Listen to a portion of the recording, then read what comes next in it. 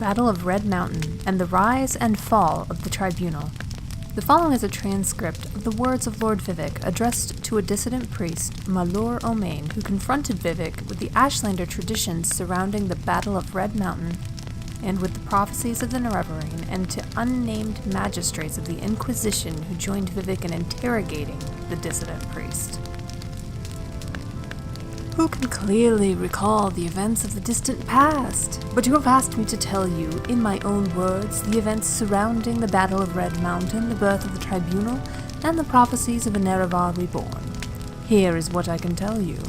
When the Chimera first abandoned the herds and tents of their nomadic ancestors and built the first great houses, we loved the Daedra and we worshipped them as gods.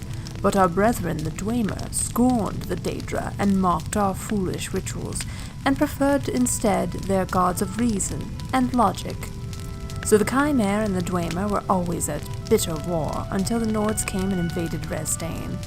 Only then did the Chimera and Dwemer put away their strife and join together to cast out the invaders.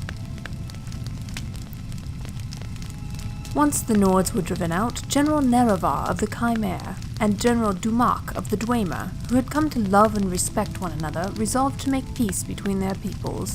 In that time I was but a junior counselor to Nerevar, and Nerevar's queen, Amalexia, and his other favorite counselor, Sothasil, always doubted that such a peace might long survive, given the bitter disputes between Chimera and Dwemer, but by negotiation and compromise, Nerevar and Dumak somehow managed to preserve a fragile peace.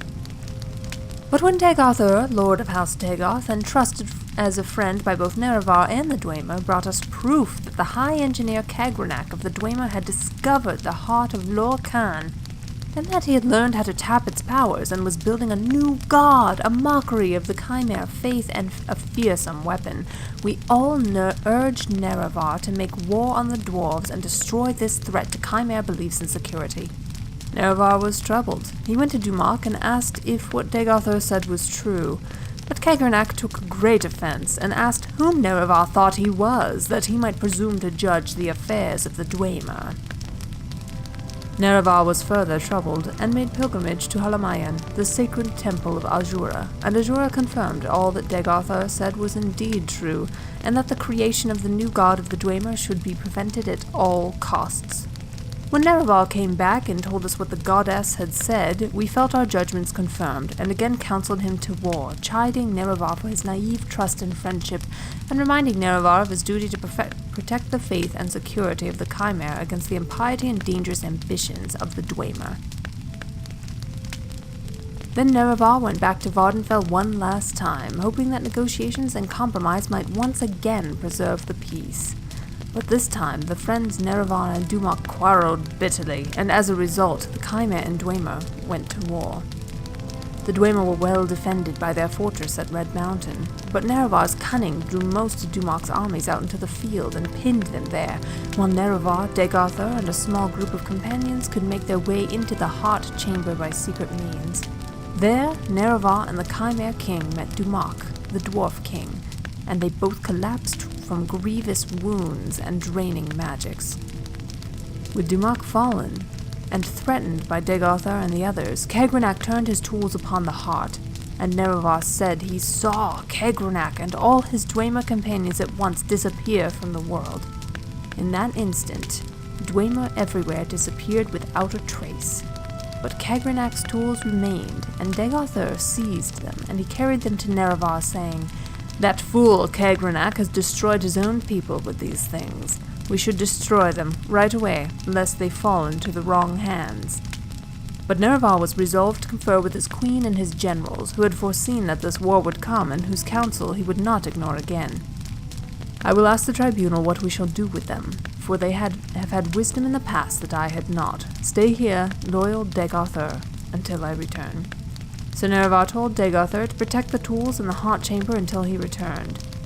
Then Nerevar was carried to us, where we waited on the slopes of Red Mountain, and he told us all that had transpired under Red Mountain. What Nerevar had said was that the Dwemer had used special tools to turn their people into immortals, and that the heart of Lorcan held wondrous powers.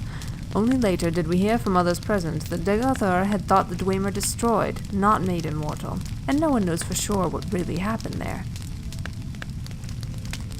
After hearing Nerevar, we gave our councils a request proposing we should preserve these tools and trust for the welfare of the Chimera people. And who knows? Perhaps the Dwemer are not gone forever, but merely transported to some distant realm, from which they may someday return to threaten our security once again. Therefore, we need to keep these tools, to study them and their principles, so that we may be safe in future generations.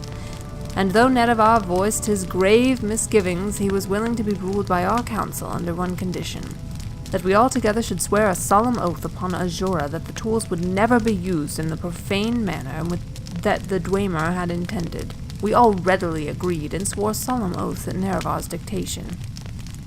So then we went with Nerevar back into Red Mountain and met with Dagoth-ur. Dagoth-ur refused to deliver the tools to us, saying that they were dangerous and we could not touch them.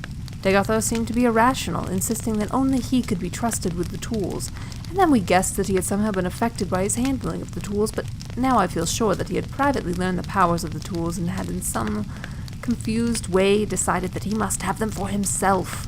Then Nerevar and our guard resorted to force to secure the tools. Somehow Dagoth-ur and his retainers escaped, but we gained the tools and delivered them to Sotha-Sil for study and safekeeping. For some years, we kept the oaths we swore to Azura with Nerevar, but during that time, in secret, Sotha-Sil must have studied the tools and divined their mysteries. And at last he came to us with a vision of a new world of peace, with justice and honor for nobles, and health and prosperity for commoners, with the Tribunal as important patrons and guides. And dedicating ourselves to this vision of a better world, we made a pilgrimage to Red Mountain and transformed ourselves with the power of Kegrenak's tools. And no sooner had we completed our rituals and begun to discover our newfound powers than the Daedra Lord Azura appeared and cursed us for our forsworn oaths. By her powers of prophecy, she assured us that her champion Nerevar, true to his oath, would return to punish us for our perfidy, and to make sure such profane knowledge might never again be used to mock and defy the will of the gods. But Sotha-Sil said to her, "The old gods are cruel and arbitrary and distant from the hopes and fears of Myr. Your age is past. We are the new gods, born of the flesh, and wise and caring for the needs of our people. Spare us your threats and chiding, inconsistent spirit. We are bold and fresh, and we will not fear you." And then, in that moment, all Chimera were changed into Dunmer, and our skins turned ashen, and our eyes into fire. Of course, we only knew at that time that this had happened to us, but Azura said, "This is not my act, but your act. You have chosen your fate and the fate of your people, and all the Dunmer shall share your fate, from now to the end of time. You think yourselves gods, but you are blind, and all is darkness." And Azura left us alone in darkness, and we were all afraid, but we put on brave faces and went forth from Red Mountain to build the new world of our dreams. And the new world we shaped was glorious and generous, and the worship of the Dunmer fervent and grateful. The Dunmer were at first afraid of their new faces, but Sotha-Sil spoke to them, saying that it was not a curse but a blessing, a sign of their changed natures, and a sign of the special favor they might enjoy as new Myr. No longer barbarians trembling before ghosts and spirits, but civilized Myr, speaking directly to their immortal friends and patrons, the three faces of the Tribunal. And we were all inspired by Sotha-Sil's speech and vision and took heart, and over time we crafted the customs and institutions of a just and honorable society, and the land of Resdain knew millennia of peace, equity, and prosperity unknown to the other savage races. But beneath Red Mountain, Dagoth-ur had survived, and even as the light of our bold new world shined ever more brightly, beneath Red Mountain the darkness gathered, a darkness that was close kin to the bright light that Sotha-Sil coaxed from the heart of Lorkhan with the tools of Kegrenak. As the darkness grew, we fought it, and crafted walls to confine it, but we could never destroy it, for the source of the darkness was the same source as the source of our own divine inspiration. And in these latter days of Morrowind, reduced to a subjugated province of the Western Empire, as the glory of the temple fades and the dark tides rise from Red Mountain, we are reminded of Azura and her promised champion's return. We have waited blind and in darkness, mere shadows, drained of our ardent vision in shame of our folly, in fear of our judgment and in hope of our deliverance.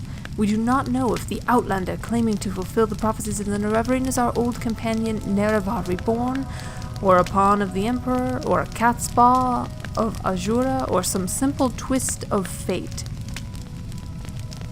But we insist you adhere to temple doctrine and conform to the strictures dividing the hieroglypha from the apocrypha, and that you do not speak that which must not be spoken openly. Act as a dutiful priest should, in accordance with your vows and obedience to the canons and archcanons, and all will be forgiven. Defy me, and you will know what it is to stand against a god. Vivec.